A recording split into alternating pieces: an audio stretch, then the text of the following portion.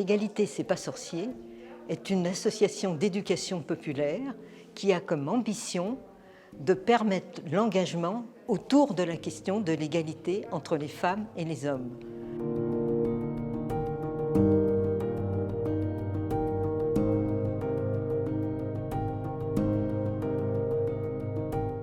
Elle permet à chacun, chacune de réfléchir sur l'égalité, elle suscite le débat. Et je crois que c'est ça qui est le plus important.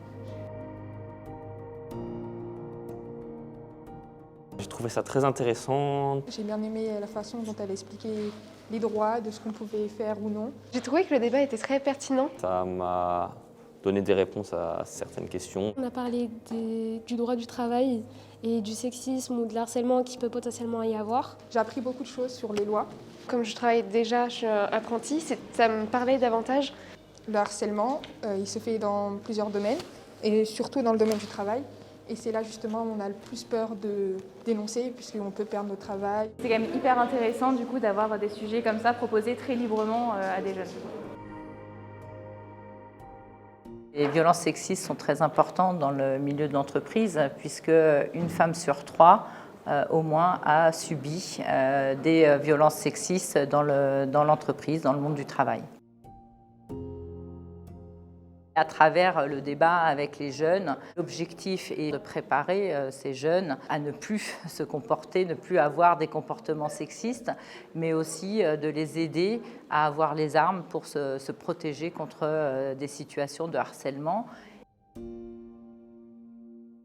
Le code pénal sanctionne 2 infractions qui sont d'une part le harcèlement sexuel, qui est un délit, et d'autre part l'outrage sexuel, qui est une simple contravention.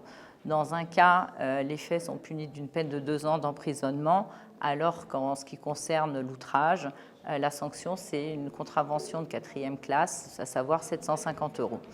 Dans le premier cas, le harcèlement va être constitué lorsque la victime va subir des gestes et des propos répétés qui vont porter atteinte et qui vont altérer sa situation et surtout sa santé. Dans le cas de l'outrage, vont être punis des propos et des gestes qui n'ont pas forcément besoin d'être répétés, qui peuvent être uniques, qui ont une connotation sexuelle également et qui ont pour effet de porter atteinte à la dignité uniquement et d'être offensant. Quand on est jeune, collégien, collégienne, lycéen, lycéenne, même en apprentissage ou stagiaire, très souvent on vit dans l'illusion d'égalité. Or, si on en parle, si on se forme, si on travaille toutes et tous ensemble sur ces questions-là, sur l'égalité salariale, dès le plus jeune âge, de comprendre les mécanismes et comment ça se passe réellement dans la vie, parce que l'égalité, ça se travaille.